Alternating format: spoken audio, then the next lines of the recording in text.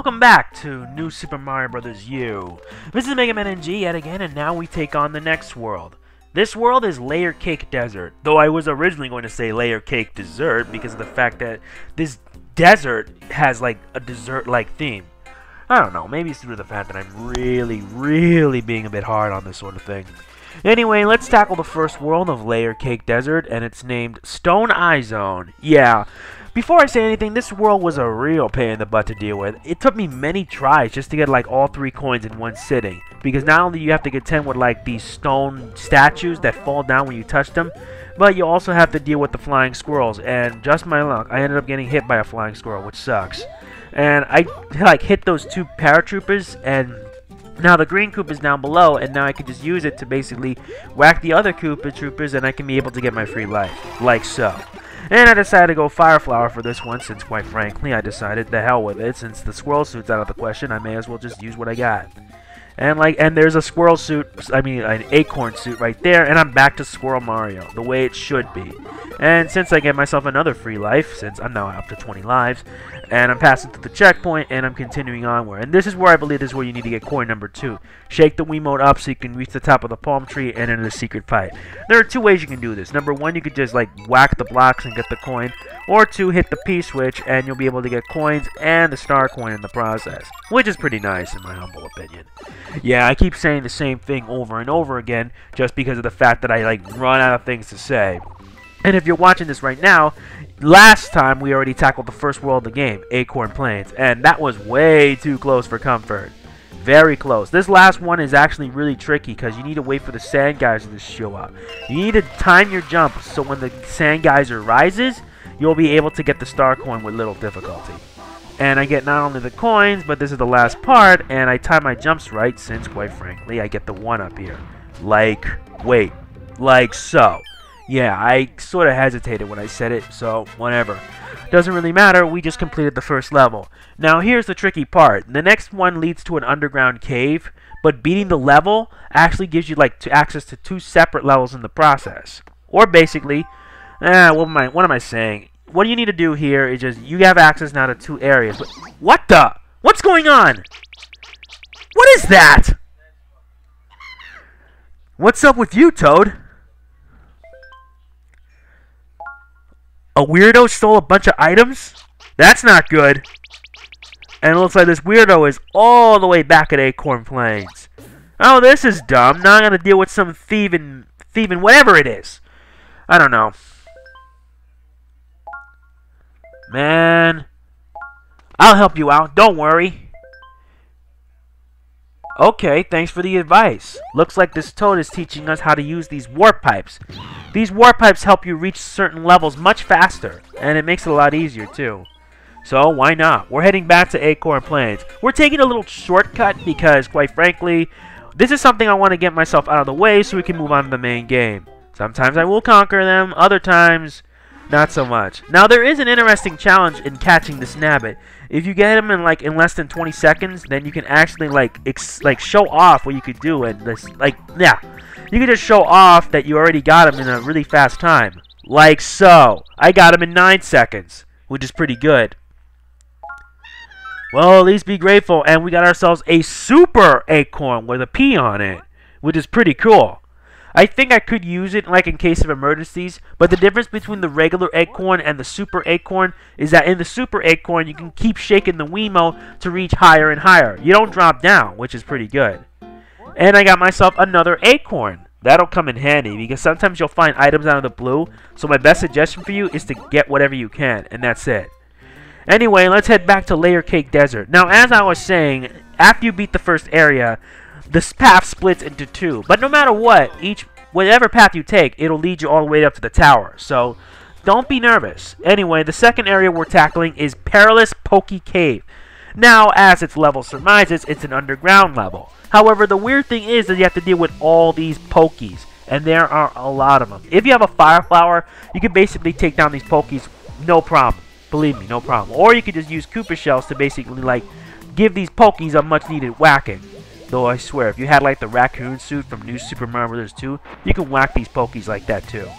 Anyway, the first star coin is easy. You need to be on top of the platform, time your jump, and there you go. Now, the second one, I think you need to hit on a hidden block so that way you can reach up to a green pipe. Wait, not a green pipe. You need to reach all the way up top. You gotta do a wall jump and then run as fast as possible to get your hands on star coin number 2. The third star coin, however, is really tricky. Why? Because I had a hard time getting it. Anyway, I already got my hands on a Yoshi, which is what you'll need in order to, like eat these Pokies up. Yes, I apologize for, nibbing on my lines, because remember, this is not only post-commentary, this is also unscripted, meaning that I'm not going to be all using a script for this sort of thing. Why should I be? What's the point? And I already swallowed up a Pokey that's fresh, and I get myself an extra life. Sometimes if you're lucky, you can get yourself plenty of extra lives. This game can be really generous, especially with the solo play, but for the co-op play, I believe it's a recommendation. And look, I got 2 extra lives. And I must have gotten the wrong pipe. What I'm supposed to be going is for the green one, but you need to hit a hidden block just to get up there. It's a real problem. Anyway, the third and final star coin is actually pretty easy. You need to time your jumps on those Pokies, and oh my god, I can't believe I lost my Yoshi. What's the point? I could just use the squirrel suit to get it. Though Yoshi indeed was a temporary. I got what I needed, and that's it. I got all 3 star coins, so I'm not worried. Anyway, you got to keep on moving, but since the area is so dark, you have to be careful, otherwise you'll lose. You'll lose your power-ups and stuff like that. If you have a fire flower, it's actually pretty easy. Anyway, by the time I get myself out of there, since I got all the coins, there's nothing else for me to do. And I got to watch out for that Pokey, though. That Pokey, though, is really bad news. Though with the squirrel suit, you can just get the extra lives like it's nothing. And there you go, second course cleared. But we still have a long way to go in this layer cake desert. Yeah, why do I have a feeling that it's making me all hungry? Anyway, completing the level gets you access to the tower, but we're not finished yet since we have one more tunnel area to go through. Yeah, I just had some water and I feel like I want to just clean my throat. Anyway, the next area is Fire Snake Cavern, and it's time I get myself into an ice flower. Yeah, you're going to need the ice flower to deal with these enemies, because most of these enemies are fiery hot. For example, what you see in front of you, a hothead. And what's unique about this hothead is that it'll actually get giant and jump farther. So the best strategy to take down these hotheads is by well-timed ice shots. They disappear almost immediately once you get them. And I got my hands on the first star coin, which is actually pretty easy. Anyway, you could also use the ice flower to stop piranha plants that spit out fire. It's actually pretty useful. And here's another baby Yoshi. Now this one's a really cool Yoshi. It's not because of its color since it's gold. It actually just, when you shake the Wiimote, it actually spurts out like a beam of light. You could actually get light inside the room. Also, you could use this as a defensive weapon that you can actually use it to stun enemies with. For example, like so, you could actually stun the fire troopers like they're nothing. And I get myself another free life. I'm already almost around 30 lives or so. Anyway, I keep on going up, dodging everything that comes in my way, and using the Baby Yoshi's light ability to stun enemies. Now, to get the second coin here, you need to also use... Oh yeah, I also forgot. You could also use the Yoshi to use its light-based attack to stun the hotheads, to force them away. Anyway, to get the second star coin, you need to butt stomp on the middle, and you'll be able to reach the hidden pipe. Now, the third one is actually a bit... This second one here is tricky because you have to deal with the hotheads first. Fortunately, they're not that hard. You need to hit the P switch and then run as fast as you can and get the coin and then take the pipe up. The third coin, however, requires a little more weight. Why do I say weight? Because I believe you need to, run when you reach the top. When you reach the top of those moving platforms, you should be able to make it. Anyway, I just get all 8 red coins here, since if you have a full-fledged power-up, getting all 8 red coins here gives you a free life. Like so. And I'm already nailing on the extra lives. Though I do feel that if I do a game like this, there should be a death count, and that's why I'm making it official. Anytime I die in this game, I'm going to be having a death count, so that way you'll know how many times I died. I'm not perfect. Anyway, you need to jump on this Fire Brother so you can reach the hidden pipe up top, get the third star coin, and get down. Remember, you could also use the Yoshi's, you shake the Wiimote, and it'll fire a blinding light, which you can use to stun enemies, which is very useful, and it can give you some sort of advantage. Like so. See that? You actually stun your enemy that way. Anyway, I keep on moving. I already got all the coin, and it's time for me to get out of there. Oh, and I forgot to mention, if you have the gold Yoshi with you, and when you complete the level, you actually get an extra life, which is kind of clever, and I really like that ability. But you got to make sure you reach it all the way up top, and I can't believe I screwed that up. Yeah, I'm watching the footage I'm doing right now, and I'm waiting until it reaches the top, and I didn't get it. I don't think it matters since I get a free extra life anyway. Though if I would have had the squirrel suit, I would have gotten like a lot more. Like 2 lives. But I'm fine with that. Anyway, that takes care of Fire Snake Way, and now we can tackle the tower. And I cleared the course without taking damage, which is actually pretty cool. That takes care of that here, and now I access the second ladder. Now it's time we tackle the tower and give this little big boy here a much needed beatdown. And we tackle the fort, Stone Slide Tower.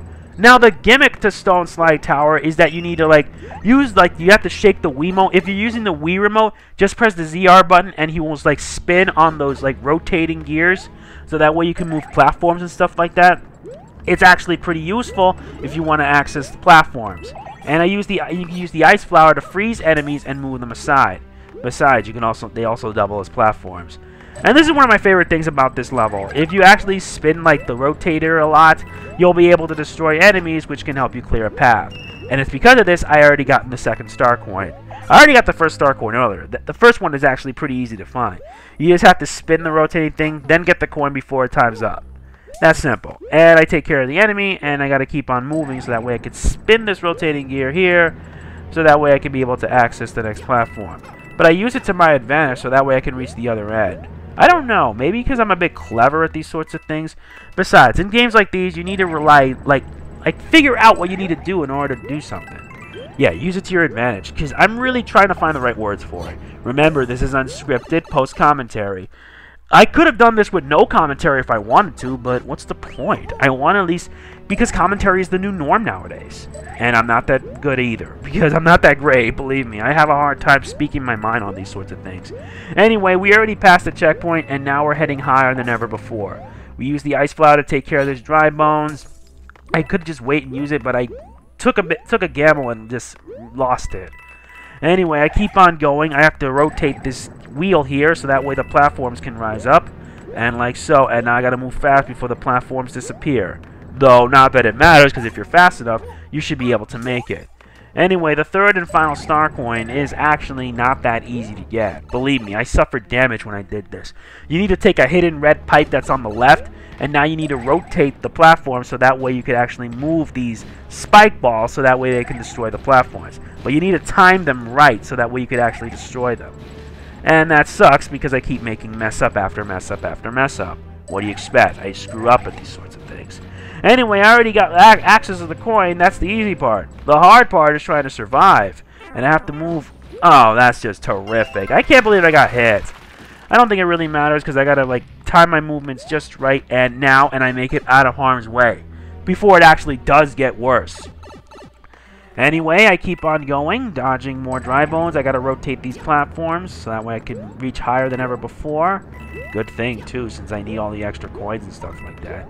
I keep on moving, and now we're at the last part here. We need to spin so that we can move these stones and then take the pipe all the way up. And we make it. Dodge the bigger dry bones, and that's about it. And now we gotta take on another sub-boss. I wonder, is it the same old, same old? What's Kamek doing here? This cannot be good. Now it's gonna make the fight a little more harder. Yeah, because our little friend here now has a new trick. It can now do a spinning attack. Though the spinning attack is temporary. Once you hit him, repeat the process as normal, hit, repeat, and he's taken down. He's pretty easy if you know what you're doing. Believe me. Mario #1! What? That takes care of the fort, and we collected all the star coins here. Though, quite frankly, things aren't going to get good before they get better. I don't know why am I saying that, but whatever. Anyway, we now have a lot of pathway to explore, which means it's going to lead us now to 2 more areas. One of them leads to a secret exit, so you know. Now what?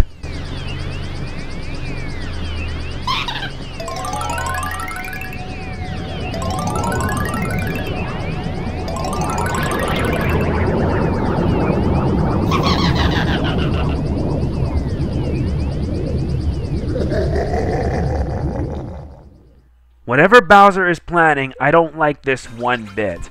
And I don't say it till the end. And I get myself another acorn suit, which is I'm going to need later. That makes 2. Though I get careless and use powers when I'm not really supposed to. Huh? A Goomba? Alright, you want to fight? That's fine by me. Later on, you encounter like sub-boss fights where you have to take on enemies. Though, it's actually pretty easy. You just defeat the Goombas, and if you beat them all, you get, I believe, a star. No big deal. Though you could use the star to take out all the other enemies that you encounter in the overworld. So, it's pretty minor. And I get another star. You're only limited up to 10 items, and after that, you need to get rid of some items. And I gotta deal with another enemy. Hallelujah! A fire brother, just like in Super Mario Bros. 3. Traditional, and like before, another star. That makes 3, though you could use these stars if you feel that you're in a tough situation. Though, I don't think it really matters, since I only have 2 empty spaces left. Anyway, let's tackle the green toad house since I never covered it last time. Now, this one is more or less a mini-game. The whole point of this, you can collect coins, but you need to get green 1-ups, and you need to avoid the ones with Bowser on them. If you get hit by the Bowser one, you lose the opportunity to get a free life. And I already gotten once, I got one so far, but I'm actually doing a lot worse than I should have. Yeah, I ignore these sorts of things since I just want to focus on getting as many as possible. And I think I touched the Bowser one. Yeah, since I've been dodging most of these, since I'm trying to get all the lives, quite frankly. And I get hit by a Bowser. And I got hit by another Bowser. That's really bad. Anyway, that's about it. Thanks for watching. I get 3 extra lives, and I'll see you later in part 2. Take care.